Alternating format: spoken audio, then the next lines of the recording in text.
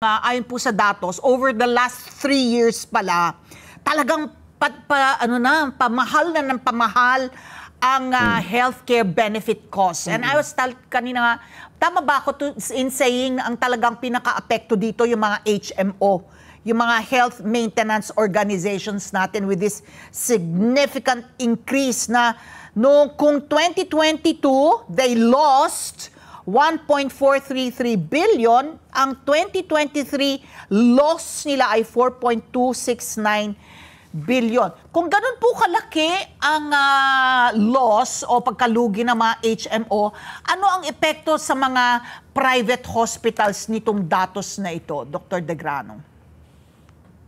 Well, yung pong sa mga HMO, siyempre hindi naman po natin hawak yung mga yun. Sila po ang, meron silang tinatawag na premium at mga members. Hindi naman po lahat ng pumapasok sa private hospitals ay member ng HMO. Actually, maliit lang pong porsyento yan. No?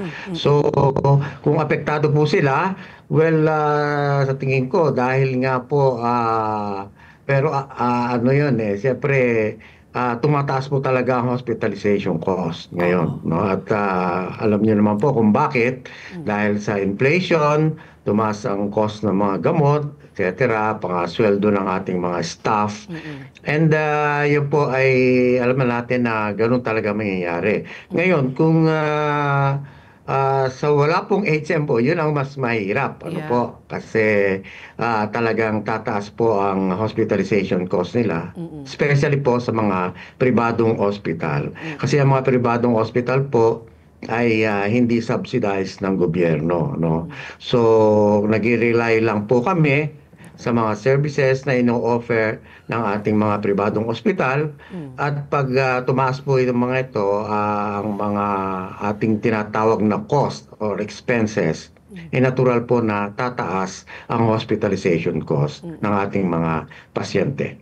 So, Dr. De Grano, no, sabi nyo nga, maliit lang naman porsyento po ng mga pasyente po ang gumagamit ng HMO. Oo. But nevertheless po, yung pagtaas po nito, yung tinatansya nilang 18.3 na pagtaas, ay sinasabi nila dulot po ito ng pagmahal po ng mga professional fees, mga gamit po. Ito ba ay kumbaga ma-justify ba?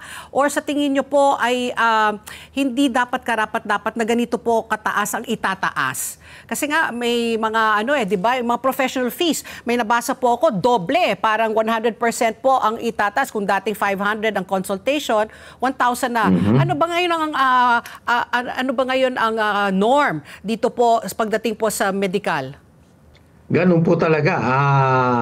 Ang professional fees naman po talagang kasama po yan ng kaakibat yan. Pag tumaas din po ang ating mga hospitalization cost, ay kasama rin po ang pagtaas niyan. Actually, matagal na po tumaas yung professional fees. Ang hirap nga lang po dito sa mga HMO, actually, ang binabayad lang po ng HMO, napakaliit na halaga sa professional fee ng ating mga doktor. Yun nga po minsan ang nirereklamo ng ating doktor. Kasi kung let's say wala pong HMO, sinisingin nila 1,000, minsan po ang binabayad lang ng HMO sa kanila ay around 300 or less than 500 pesos. So yun po ang minsan talagang pati po ang pagtaas ng professional fees, dadating din po yan. At yan po ay nangyayari na rin.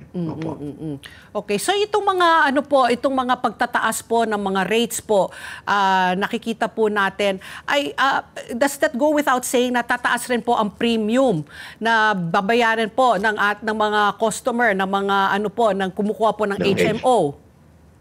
Malamang po. Kasi kung hindi nila gagawin yun, palagay ko, hindi talaga sila makaka-cope with increases. At lalo silang mahihirapan. Actually ngayon, yung ibang doktor ayaw nga pong tumanggap ng mga HMO minsan. Kasi parang ngayon, meron kasing BIR na bagong ruling na, alam niyo po, bago kayo bayaran ng HMO, halimbawa, nagkaroon ako ng pasyente, bago po mabayaran yung professional fees ko, umabot po yan minsan ng 1 buwan o 2 buwan. Ngayon po, minsan meron pong bagong ruling na kailangan kung na-declare nyo na yung professional fee nyo, kailangan i-submit nyo na yung parang invoice. Oo. O itatax na po kayo ng BIR. Ngayon po, siyempre, hindi pa naman po nare-receive ng mga doktor yung mga professional fees na yun. Tapos From the i-declare nyo na. And then, babayaran nyo na yung tax noon. Wala pa naman po sila nare-receive. Kaya minsan, yung iba pong doktor, ayaw na nilang tumanggap ng HMO. Okay. Ako naman, isang katanungan ko pa, no, dahil nga ang PhilHealth po ay nag-expand na rin po, no, nagtataas na rin po yung bayarin po nila. Nakikita nyo bang mas okay na lang po maging miyembro na lang ng PhilHealth kaysa po mag-HMO? Kasi parang sa tono po ninyo, parang parang very discouraging po yung balita dito sa mga HMO. Kung ikaw ay karaniwang manggagawa lang na Pilipino, no, maliit naman, sapat lang ang kinikita mo, pwede na bang asahan na lang po natin ang PhilHealth? Huwag na tayo magbayad pa ng karagdagang HMO. Kasi marami akong kilala, PhilHealth member rin sila, pero kumukuha rin sila ng HMO para pag-augment, no, sakali po. What is your recommendation po, Dr. De Grano? Actually, nito pong tumaas ang benefits ng PhilHealth. Halos yung iba po nagdoble, almost double. Halimbawa, ang cesarean section na dati ay nakaka-receive tayo ng 19,000. Doon sa bagong pong mga increases, pwedeng umabot yun ng 37,500. So, ibig sabihin, mas malaki ang papasok ng ng PhilHealth. Ang ibabawas ng PhilHealth. Actually, advantageous po yan sa HMOs. Kasi nauuna pong ibawas yung PhilHealth bago sila magbayad. Actually, dapat nga po baliktad yun eh. But then anyway, ang nangyayari po ganun, ibabawas muna nila yung PhilHealth deductions bago po bayaran ng HMO. Yun po. And then, yun nga po, minsan talagang kahit po ganun, ang problema naman po namin sa pribadong hospital, siyempre, lalaki po yung benefits ng ating mga miyembro. Tama naman po yun para maliit ang out of pocket. Ang inaasahan po naman sana namin ay babayaran kami lagi ng PhilHealth. Together, Sunnet 25, Sunnet 25.